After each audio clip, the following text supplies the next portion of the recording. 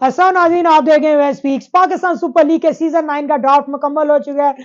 तमाम टीमों के रिटेंशन, ट्रेड और सिलेक्शन पिक्स मुकम्मल हो चुकी हैं। तमाम कैटेगरीज की पिक्स मुकम्मल हो चुकी हैं। तमाम टीमों का ग्राफ सामने आ चुका है। आज बात करेंगे कोयटा ग्लैडिएटर्स की टीम पर। क्या आया कोयटा ग्लैडिएटर्स ने कौन कौन से तगड़े प्लेयर इस बार सेलेक्ट किए हैं, क्योंकि कोयटा की टीम पिछले 4 सालों में बहुत ज़्यादा मझधार में फंसी हुई है। लेट्स सी कोयटा ग्लैडिएटर ने कौन से शतरंज के मोहरे इस बार उठाए हैं जो उन्हें इस बार मैदान में अच्छा परफॉर्म करके दिखाएंगे और कोयटा की किस्मत को बदल के दिखाएंगे। आज करेंगे इसी सब पर बात।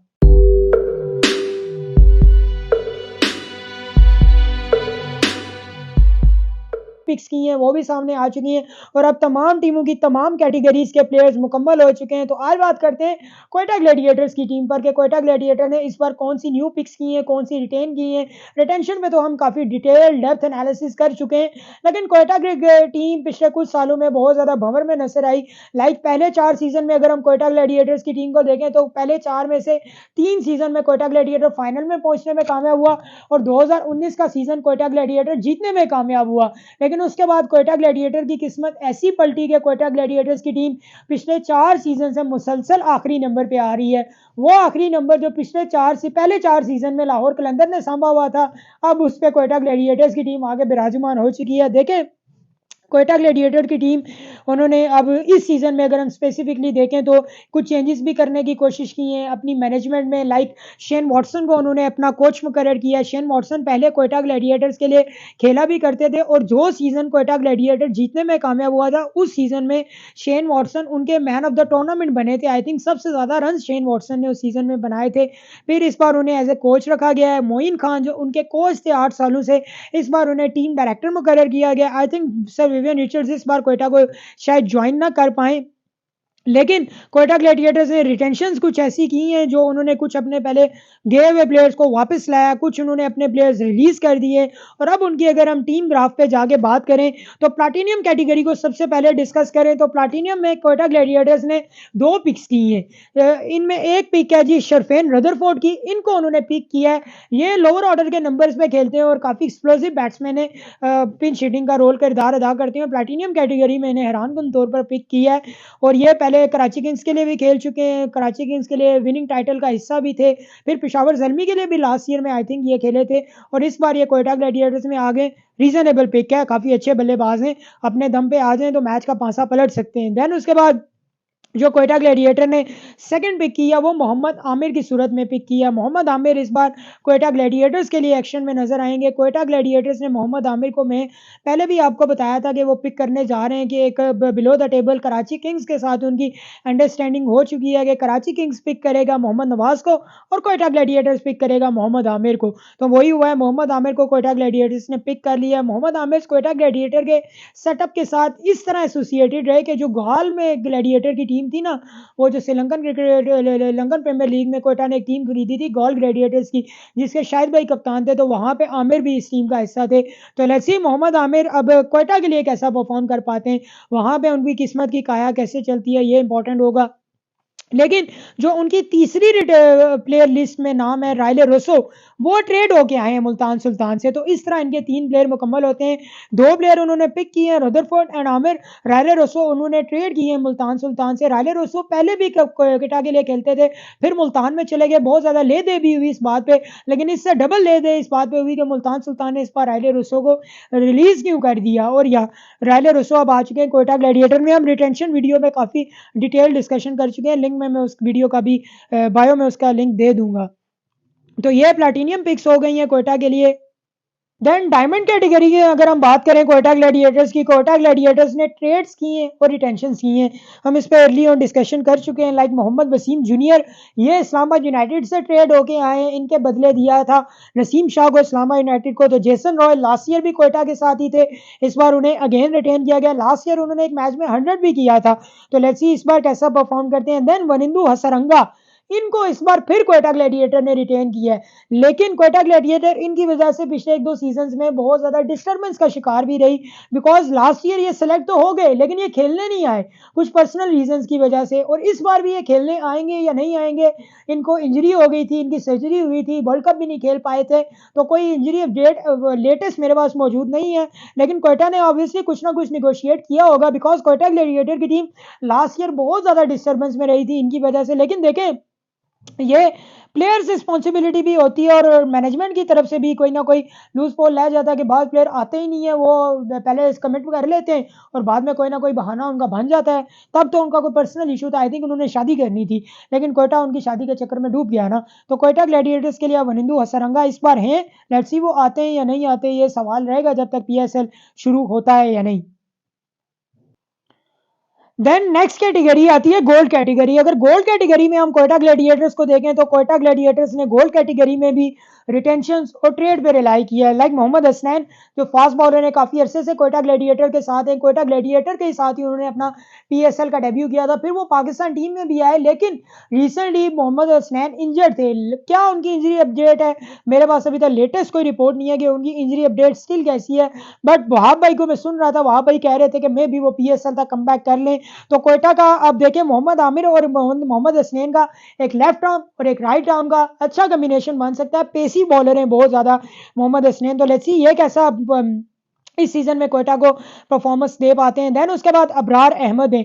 अबरार अहमद को ट्रेड किया गया इस्लामाबाद यूनाइटेड से, बट अबरार अहमद क्या पीएसएल तक फिट हो जाएंगे या नहीं, बिकॉज ऑस्ट्रेलिया में जब टेस्ट सीरीज होने जा रही थी पाकिस्तान की, तो वहां पे अबरार अहमद का इंजरी इशू रिपोर्ट हुआ था, फिर उसके बाद वो टेस्ट सीरीज से बाहर हुए, फिर वो न्यूजीलैंड के अलावा जो T20 सीरीज होने जा रही है उससे भी बाहर हो चुके हैं। तो क्या अबरार अहमद, अब लेट्स सी, मेरा ख्याल है कि अगर वो पीएसएल तक कम बैक कर पाते हैं तो पाकिस्तान के लिए भी ये अच्छा ही होगा, लेकिन क्वेटा के लिए तो बहुत ज़्यादा रिलाई होगा उनका, बिकॉज लोकल लॉट में अगर हम उनके स्पिनर देखा जाए तो क्वेटा ने अबरार को सिलेक्ट किया हुआ है। आगे चल के एक और नाम भी 1-2 आएंगे, हम उन पे भी डिस्कशन करेंगे, फिर आपको एक फाइनल वाइंड अप देंगे। लेकिन गोल्ड कैटेगरी में उन्होंने अपने होम प्लेयर्स पर रिलाई किया है, मोहम्मद हसनैन, अबरार अहमद, सरफराज अहमद। सरफराज अहमद क्वेटा ग्लैडिएटर्स के कप्तान है, most experience captain in PSL history ever. First season से अगर कोई प्लेयर किसी टीम का कप्तान है तो वो सरफराज अहमद है, क्वेटा ग्लैडिएटर्स के साथ ही अटैच हैं। बहुत ज़्यादा बुरा टाइम भी आया उन पे, क्वेटा ग्लैडिएटर्स ने उनके साथ स्टिक रहे। इस बार खबरें चली थी कि शायद उनको चेंज किया जाए, हर साल चल जाती हैं, इसमें कोई बड़ी बात नहीं है, लेकिन सरफराज अहमद स्टिल क्वेटा ग्लैडिएटर्स के साथ इंटैक्ट हैं। क्वेटा ग्लैडिएटर्स की टीम ने उनको अपने साथ इंटैक्ट रखा हुआ है। तो let's see Sarfaraz Ahmed Quetta Gladiator के लिए इस बार क्या इन्वेंशन कर पाते हैं, बिकॉज सरफराज अहमद देखें कप्तानी वाइज भी बहुत ज़्यादा एक्सपोज नजर आए पिछले 1-2 सीजन में, पिछले 4 सीजन से उनकी परफॉर्मेंस बहुत बिलो द एवरेज जा रही है, और उनकी बल्लेबाजी की जो परफॉर्मेंस है वो भी टोटली डाउन द मार्क है। तो अबरार अहमद कह रहा हूँ, सरफराज अहमद का परफॉर्म करना क्वेटा के लिए captain wise, batting wise, leadership wise बहुत ज़्यादा ज़रूरी है। देन उसके बाद अगर हम सिल्वर कैटेगरी में माइग्रेट हो जाएं तो सिल्वर कैटेगरी में बड़ी प्यारी प्यारी, बड़ी अच्छी अच्छी, बड़ी सोनी सोनी पिक्स हैं, बिकॉज क्वेटा ग्लैडिएटर्स ने कुछ अपना पुराना ब्लड भी रिटेन किया और कुछ न्यू पिक्स भी उन्होंने किए हैं। लाइक बिल स्मिथ, उनके साथ वो एज अर्लियर भी मौजूद थे लास्ट सीजन में, इस बार उन्हें रिटेन किया गया। टॉप ऑर्डर में एक अच्छे बल्लेबाज हैं, इंग्लैंड से ताल्लुक रखते हैं, तो इनको क्वेटा ने रिटेन किया। हम पे काफ़ी डिटेल डिस्कशन कर चुके हैं। सऊद शकील को हैरानकुन तौर पर ऑस्ट्रेलिया क्वेटा ग्लैडिएटर ने दोबारा पिक कर ली है, ये बड़ी ज़्यादा मुझे हैरानकुन पिक लगी है, बिकॉज सऊद शकील के क्वेटा ग्लैडिएटर्स की मैनेजमेंट के साथ इख्तलाफात नजर आ रहे थे, बिकॉज क्वेटा ग्लैडिएटर ने उन्हें 33 मैचेस रेगुलर नहीं खिलाया एक प्लेयर को, जो प्लेयर डिजर्व भी करता था, लेकिन फिर इस बार उन्हें पिक किया गया। अब खबरें चली हैं जी वो एज ओपनर खेलेंगे, कप्तान खेलेंगे, बहुत ज़्यादा भी गो मगो की बातें चल रही हैं, लेकिन सऊद शकील क्या वो अगेन क्वेटा ग्लैडिएटर को अपना पाएंगे या नहीं, ये बहुत इंपॉर्टेंट सवाल होगा, और क्वेटा उन्हें यूटिलाइज किस पोजीशन पे करेगा, ये बहुत इंपॉर्टेंट क्वेश्चन होगा। तो ये एक इंटरेस्टिंग पिक है, लेकिन उससे जो अगली पिक है वो उससे भी ज़्यादा इंटरेस्टिंग है। सज्जाद अली जूनियर, सज्जाद अली जूनियर को किया गया जी क्वेटा ग्लैडिएटर की तरफ से सिल्वर कैटेगरी में पिक।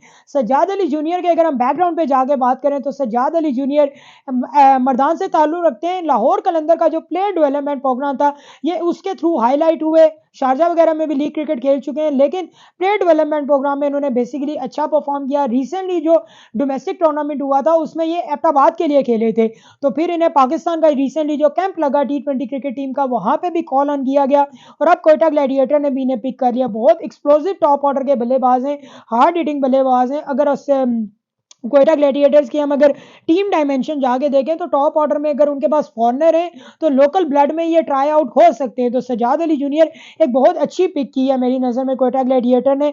और देखें, ये लाहौर कलंदर का क्रेडिट है, आप उन्हें दें, ज़रूर दें, बिकॉज उन्होंने प्लेयर डेवलपमेंट प्रोग्राम के थ्रू पाकिस्तान को कई एक सर्विंग प्लेयर्स दिए हैं यार। ये उनकी खिदमत है, ये उनकी खिदमत को हमेशा सराहा जाना चाहिए। देन उस्मान कादिर को कोयटा ग्लैडिएटर ने भी पिक किया। उस्मान कादिर अब्दुल कादिर साहब के बेटे हैं, अल्लाह जन्नत नसीब करे। उस्मान कादिर पाकिस्तान के लिए भी खेल चुके हैं और ऑस्ट्रेलिया में भी काफ़ी ज़्यादा क्रिकेट इन्होंने खेली है। PSL में पेशावर ज़ल्मी के लिए खेला करते थे, लेकिन इस बार इन्हें कोयटा ने पुट किया अपनी साइड। लेकिन अगर हम देखें ना, अब स्पिनिंग ट्रैक जो मैं बात कर रहा था, इनके पास वनिंदु असरंगा है, अबरार अहमद है और उस्मान कादिर हैं। वनिंदु असरंगा लेट्स सी आते हैं या नहीं आते। देन उसके बाद अबरार अहमद इंजरी की वजह से डिस्टर्ब है, नॉट श्योर कि वो फाइनल 11 का हिस्सा होंगे, फाइनल स्क्वाड का हिस्सा होंगे या नहीं। लेकिन उस्मान कादिर उन्होंने एक बहुत अच्छी पिक की है, तो उस्मान कादिर बहुत सूटेबल पिक हो सकते हैं कोयटा ग्लैडिएटर्स के लिए। देन उमैर बिन यूसुफ, यार क्या प्लेयर है, बड़ा फेवरेट प्लेयर है मेरा। बहुत रिसेंटली इन्होंने डोमेस्टिक क्रिकेट में भी अच्छा परफॉर्म किया था। तो उमैर बिन यूसुफ एक अच्छा प्लेयर प्रोस्पेक्ट है, इमर्जिंग एशिया कप में भी पाकिस्तान के लिए अच्छा परफॉर्म किया, पाकिस्तान टीम में भी आ सकते हैं जिससे उन्होंने परफॉर्म किया है। वो काफ़ी ऑब्वियसली डिजर्विंग मैन है कि यार उसको रखना चाहिए मेरे ख्याल में। तो ये कोयटा के साथ लास्ट ईयर भी थे और एक मैच खेले थे, उसमें आई थिंक इन्होंने 50 भी किया था। तो ये एक बड़ी इंटरेस्टिंग प्रॉपर्टी सिलेक्ट की है।